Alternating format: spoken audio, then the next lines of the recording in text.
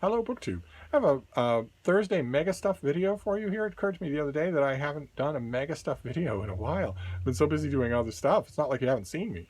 Uh, and this is, for those of you who are new to the channel, this is just a bunch of miscellaneous stuff that I don't think would make a whole video on its own. Although I have been credibly accused of being able to talk for 30 minutes about literally anything at all. I'm still trying to keep each item fairly concise. And we can start with a very strange thing from me, a dream. Those of you who are new to this channel might not know my adverse relationship with sleep. I don't like it. I don't know how anyone does. And I don't do much of it. I sleep very, very, very little in terms of the normal hour count per 24. I always have. It's always been true. I'm one of a very, just a tiny, minuscule percentage of people that just are wired differently and don't require it. Or maybe some of those people who don't require a lot of sleep are taking what's called micro naps throughout the day, which are so small and so transient that the person himself doesn't even know they're taking it. The doctors at Mass General over the last 35, 40 years have conclusively proven to themselves that I do not do that. I just don't need as much sleep as a normal person. So I don't sleep much, and I view it with distrust. I don't like it. It is simulated death. I don't know why anyone would eagerly embrace it at the end of every day. It's also a loss of reading time. and as a result, I think probably I don't remember dreams at all. It just never happens. But I had one this morning that is still haunting me. It's still sticking with me. I don't know what it means. I don't mean dreams aren't for portents of the future or anything like that, but they do often reflect deeper currents of your thought that maybe you've shunted aside, but that are definitely there. Your sleeping mind doesn't care what you've shunted aside. It notices what has generated the most spools of concentration in various points in the little gray cells. So maybe there's a part of me that is thinking about this. I don't know, but the dream was Versailles. I was walking around the various galleries at Versailles. There was nobody else there. There were curators, guides that would be tastefully standing quietly at the end of a hallway or whatever. But there were no other tourists. It was just me and a dog. And as is always the case, I have had so many dogs in my life, great crowds of dogs that I have known and had adventures with. Some of them I have loved more than others. A few of them I have loved more than anything. And all of that time, and all of those faces and personalities and voices and names, when I dream, it's always Lucy. It's always my little basset hound. No matter how many dogs I've had, no matter what impression they've had on me, when there's a dog in a dream, it's my little hippo. And it was. She was waddling next to me. I always put her on a leash and harness, but I never needed it because she wasn't capable of any kind of speed and didn't want to be far away from me anyway. So she just waddled next to me. And we were just walking around in these galleries at Versailles. That part didn't strike me as strange at all, because Lucy was the type of dog, I think a couple of you who are watching this may have met her. She was the type of dog that you'd think, okay, dogs aren't allowed in Versailles, obviously. She's the type of dog that not only the curators and the administrators, but also all of the other tourists would have made an exception. You could easily, I would never tested it, but you could easily see that could be possible. That people would just say, oh, well, we have a no dog rule, but not for you, little princess. You can come in. I don't know if Frida is that kind of dog, but Lucy definitely was that kind of dog. Definitely. So to the point where in her lifetime, I had people volunteering to break the rules, even when I didn't bring it up.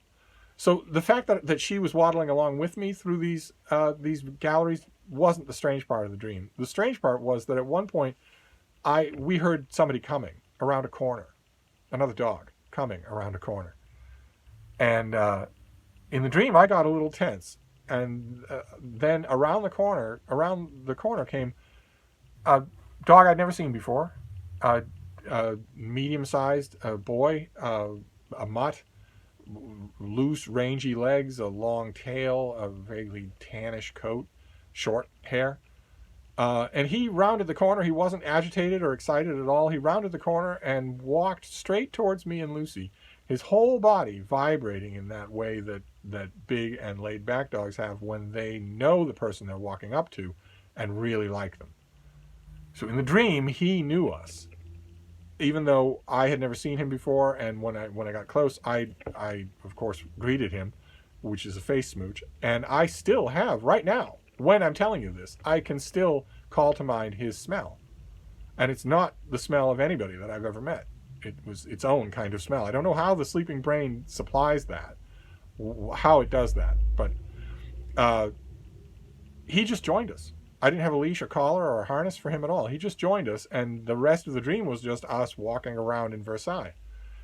And when I woke up, I confess, I looked first for Lucy, as I always do. I don't know that I'm ever going to get away from that. When I wake up, the first thing I do is look for her, which is kind of ironic, because for the 15 years that she was with me, I didn't need to look for her. She was on top of me, crushing the life out of me. So I didn't need to cast around for her. But even so, every time I wake up, I look around for her for a fraction of a second. Then I remember it all comes back into place. I remember she's gone. She's long gone. And I have Frida now. And Frida does take some looking for, because she can get lost. She's tiny. She can get lost in a bed, even a small bed like the one I have. But the second thought that I had after that, after looking for her and then realizing she's gone, was to look for this other dog, who not only is gone, but never existed. And that was strange. I've been thinking about that ever since, wondering what kind of subterranean thought processes that is tapping into. Is there a part of my brain that's wanting another dog? Is that where that's coming from? Or did I maybe see a dog out on our walks somewhere that vaguely resembled this dog that I thought wasn't being treated well and maybe needed a home? I don't know one way, or maybe the image of a dog was just an image that I passed by in social media at some point or other and forgot to lodge. One way or another, that was odd, and that's why I want to start off. I want to start off with this MegaStuff video with this a dream record. No idea what it means. Another update is my mail boy. Some of you have been following this story. I had a battered old 1,000-year civil servant who was delivering my mail and didn't seem to have any life at all to him. And then he was replaced by a gorgeous 20-something boy. Floppy hair, big wide shoulders, a very outgoing personality. And then after a while, he disappeared. And my old mailman was back. I asked him what the story was, and he said that he had heard at their headquarters that mail boy got COVID-19 and was at home quarantining.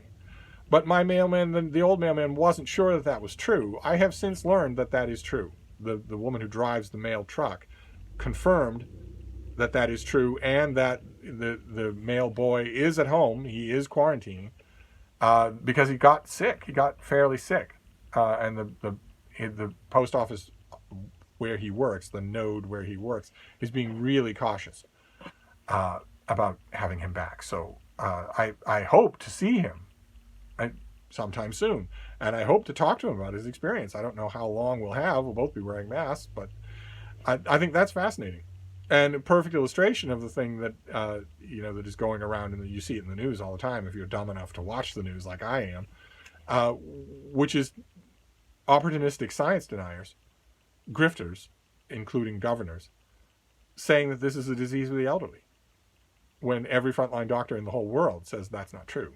The people who actually have these experiences say that's not true. And I've known that it's not true. You don't have to watch much news or social media to know that's not true. But now it's a little bit direct. That's kind of strange. But aside from that, I don't have many other MegaStuff bits. I have, for Preptober, I am still engaged in Preptober. I don't think I'm going to make a separate Preptober video today. I'm still plotting and fleshing out my story for NaNoWriMo, for National Novel Writing Month, Kendra Victrix. And the doubts that I talked about yesterday have not gone away. There's something that's still bothering me about this, something that isn't making me totally embrace this story, and I don't know what it is. I'm not giving it a whole lot of concentration because I don't want to freeze. I don't want to obsess on it to the point where I lock up on everything else. I want to keep doing the work. Of all the work of fleshing out Kendra Victrix, and then I'll just hope that the discordant element, whatever it is, works itself out between now and the 1st of November. So I'll make a dedicated Preptober video tomorrow and give you a fuller update on that. And then the only other thing here is mail, and it's not much. It's just one package, one box here. There's probably more mail coming today, but it's 2 books. Okay, great. But this is all that we have for now. Okay. Okay. Well, if I'm going to get 2 authors in the mail, it's nice to get 2 old friends. This is from Princeton University Press. This is a run of books that they do where they translate classical authors under a certain theme. This one is How to Give, an Ancient Guide to Giving and Receiving by Seneca. And this is selected and translated by James Rome, who's done, let's see his biography, he's done some great books. He's editor and translator of Seneca's How to Keep Your Cool and How to Die. These are other books in this series. You get the sense of what the series is. He's the author of Dying Every Day, Seneca at the Court of Nero, which I think I reviewed. And he's written for the Wall Street Journal, the New York Review of Books, and the London Review of Books. He's the James Ottaway Jr. Professor of Classics at Bard College. I think he's written other things, too. Other books, not just that. But this is going to be kind of a dedicated little volume of Seneca. Very interesting. So who's the next one? I'm going to have a... Okay, well... All right. Well, there's old friends and there's old friends. Old friends don't get any better than this. Oh, how wonderful to get this author in the mail. This is Horace. This is the Roman poet Horace. How to Be Content. An Ancient Poet's Guide for the Age of Excess. How to Be Content by Horace. This is translated and introduced by Stephen Harrison. One of Rome's greatest and most influential poets, Horace, the man who famously advised us to carpe diem, has been cherished by readers for more than 2,000 years, not only for his wit, style, and reflections on Roman society, but also for his wisdom about how to live a good life. Above all else, a life of contentment in a world of materialistic excess and personal pressures. Stephen Harrison, a leading authority on Horace, provides fresh contemporary translations of poems from across Horace's works that continue to offer important lessons about the good life, friendship, and death. And he is the author, Stephen Harrison is the author of the Cambridge Companion to Horace, which I have here somewhere. And this is original stuff. Fantastic. How incredible. Okay, great. So that's your mail, is Seneca and Horace. I couldn't get much happier about that. That's wonderful. Okay, well, there's your MegaStuff video for today. So we have a dream about a dog, a medical update on my mail boy. He should be ready soon. He should be okay soon. He's been sick for a while. I hope he recovers completely. A lot of people don't. We have continuing doubts but continuing work with Preptober, and we have Seneca and Horace as our books. Fantastic. Can't get much better than that. So I'm going to wrap this up, but I will be back. Thank you, BookTube.